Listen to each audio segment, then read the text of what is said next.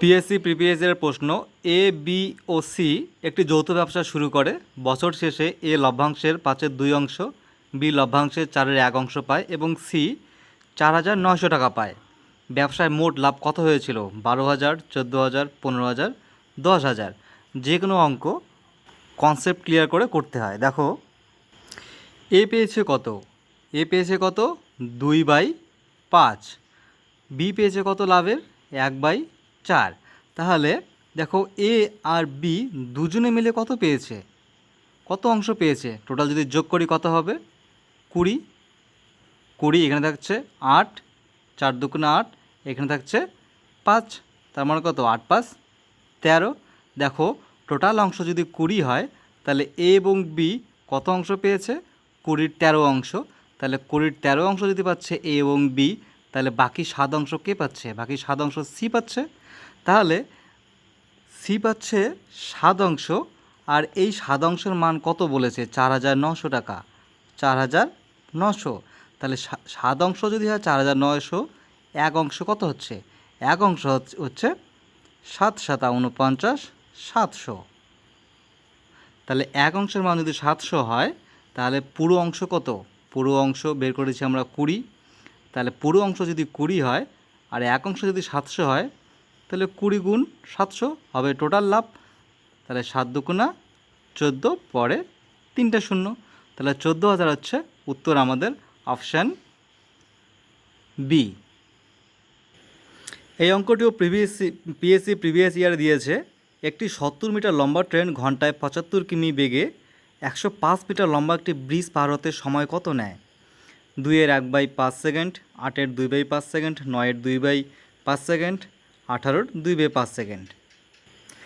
এখানে বলে দেওয়া রয়েছে যে ট্রেনটির গতিবেগ কত? স্পিড 75 কিমি পার ঘন্টা, মানে 1 ঘন্টায় 75 কিমি বেগে যায়, 1 ঘন্টায় 75 কিমি যায়।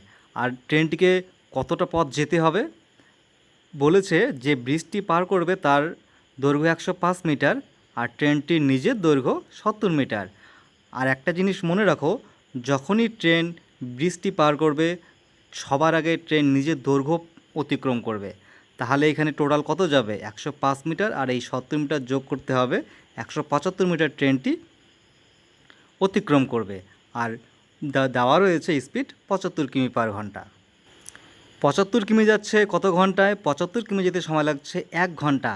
এটা কিমি পার ঘন্টা দেওয়া রয়েছে, এটাকে যদি আমি মিটার পার সেকেন্ডে তৈরি করি তাহলে কী করতে হবে? 5/18 দিয়ে গুণ করতে হবে। আমি 5/18 দিয়ে গুণ করছি না, আমি একটু ডিটেলসে করছি। দেখো, 75কে আমি করলাম 75,000 মিটার, আর 1 ঘন্টাকে করলাম 3600 সেকেন্ড। এত মিটার যেতে সময় লাগছে এত সেকেন্ড। তাহলে ডিরেক্ট করছি 105 আর 70, 175 মিটার যেতে কত সময় লাগবে? এবার কাটাকাটি, 0 0 কাটা, 18 দুগুণা 36, 5 দুগুণা 10, 5 35 175। তারপর দেখো, 5 7 35 আর 5 15 75। এবার 15কে কাটছি আমি 3 দিয়ে, আর 18কে কাটলাম 6 দিয়ে। তাহলে 6 7 42 বাই কত আসলো? 5 ডিরেক্ট। আর 42/5 মানে কি? 42/5 মানে হচ্ছে 5 8 40, পড়ে থাকলো 2, 2/5 কি সেকেন্ড হবে অ্যান্সার। 8 সমস্ত 2-এর 5, অ্যান্সার অপশান বি। 8 সমস্ত 2/5 সেকেন্ড, উত্তর বি। এটা পিএসসি ফুটেজে 2024-এর প্রশ্ন, অর্থাৎ এই বছরের প্রশ্ন। আমি কনসেপ্ট দিয়ে করাবো। দেখো, 4 বছর আগে পিতা ও পুত্রের বয়সের অনুপাত ছিল 9:2। পিতার বর্তমান বয়স 40, পুত্রের বর্তমান বয়স কত? 12 বছর, 15 বছর, 18 বছর, 10 বছর। দেখো, পিতার বর্তমান বয়স 40, 4 বছর আগে পিতার বয়স কত হবে? 4 বছর বিয়োগ হবে, তার মানে পিতার বর্তমান বয়স 40 হলে 4 বছর আগে বয়স ছিল 36।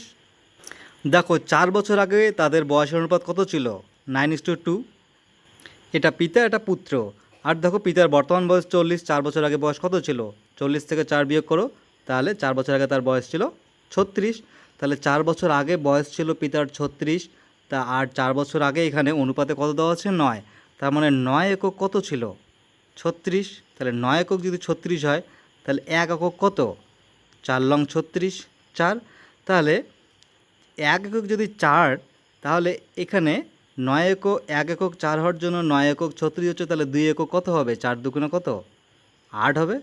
তাহলে এটা কি ছিল, 4 বছর আগে পুত্রের বয়স ছিল 8, আর 4 বছর যেহেতু আগে ছিল 8, তাহলে 4 বছর পরে অর্থাৎ বর্তমান বয়স চেয়েছে, বর্তমান বয়স কত হবে? 8 যোগ 4 সমান কত? 12 বছর। অ্যান্সার কত? অপশান এ 12 বছর।